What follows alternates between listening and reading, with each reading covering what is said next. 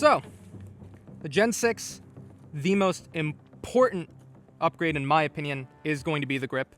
It may seem like a very small change, and it doesn't really come off on camera how big of a deal this is, but it feels so much better than any other Glock that I've ever felt. Complete Glock bootlicker here. Even I can tell you that a standard Glock grip is like trying to grip a 2x4. That grip was made for the mag, not your hands. It's not a needed change, but it is such a welcome one, in my opinion. I can't get over how much better the grip feels just with the contours and the undercut in there, and the longer beaver tail. Moving up is the brand new stippling pattern. I don't think anybody's going to be complaining about this. Nobody's going to be missing the old Gen 5 stippling. Opinions incoming. I think this is a swing and a miss. I don't see the point in this little tiny thumb shelf here. I know I'm going to get a lot of hate for it. Again, shoot your gun however you want to, but I think trying to put input onto the gun sideways with your thumb here is not the way to do it, because you have to give sideways input to push down on this thing.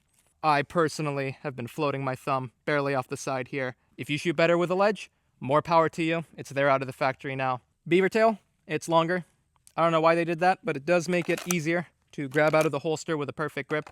It gives you a larger area to aim for when you're shoving your hand into your holster and grabbing it. Moving up to the trigger. The trigger feels pretty much the same. It's not like a brand new performance trigger or anything. It's still a regular Glock trigger, but it's got a flat face trigger shoe now, which is really nice. We've got a brand new optic system, not the MOS, it's the new MOS, I think. Instead of using plates, now there are just these plastic spacers. It comes with 3 out of the box. You get one for a Delta Point, you get one for a Trijicon, and then you get one for Seymour, I think. Better than the MOS, I suppose, but not many options. Many aftermarket companies are making aftermarket little spacers now, which are better. Glocks generally, this is how they function. Aftermarket community picks up where the OEM falls off. So Glock Store, I know, is already making acro plates and other footprint plates, and they're also even making better spacers here that fill in this tiny gap. The Extractor is the actual biggest difference in the gun, let's say, compared to previous ones. Normally the Extractor is held in by an EDP rod, which goes in from the back of the base plate all the way down and holds it in. Now you've got this little section here that fits in and holds the Extractor into place. It's a little bit harder to disassemble, but now you don't have to worry about your optic screws interfering with the EDP rod. And yeah, that's about it. 3 Charlies though, that's awful. No, don't show it! Don't show the camera! 181. First try. Clearly, all alphas. So, overall, slightly more flared magwell, better stippling, much better contoured grip, longer beaver tail, undercut, thumb ledge thing that, again, I don't think you should be using. Oh, and also, big thing here, we went back to the old pre-Gen 4 style single coil recoil springs. Gen 4 and on, we went to these all-metal double-coiled recoil springs. Don't quote me on this. I believe that was mainly to be able to run both 40 Smith & Wesson and 9 in the same gun.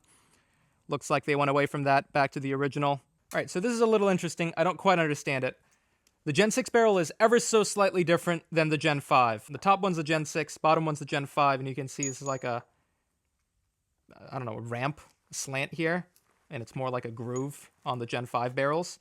The geometry had to be changed to account for the new extraction system, and according to Glock, they are not supposed to be compatible, but they are.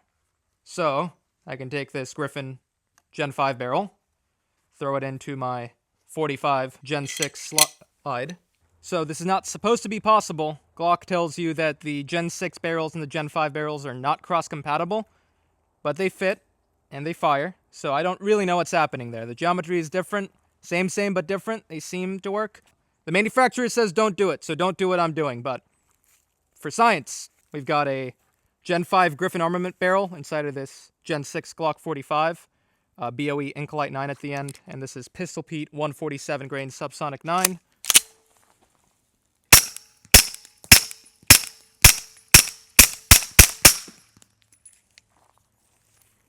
So it works.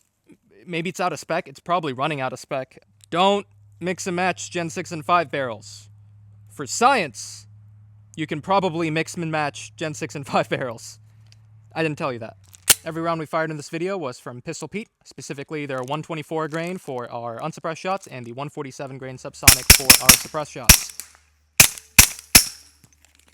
And I think that is all the differences. The sights are still the same. The biggest difference for me is the ergonomics. The gun feels so much better in the hand. I find myself shooting it a lot easier. Oh, also the 17 is the 47 now, and then the 47 is the 17, I guess. Yeah, what they call the 17 is the Glock 47, and there is no traditional Glock 17 Gen 6. The Glock 17 Gen 6 is a Glock 47. No matter what Glock you get, you can put a 17 length or a 19 length slide on it, and you're gonna be good.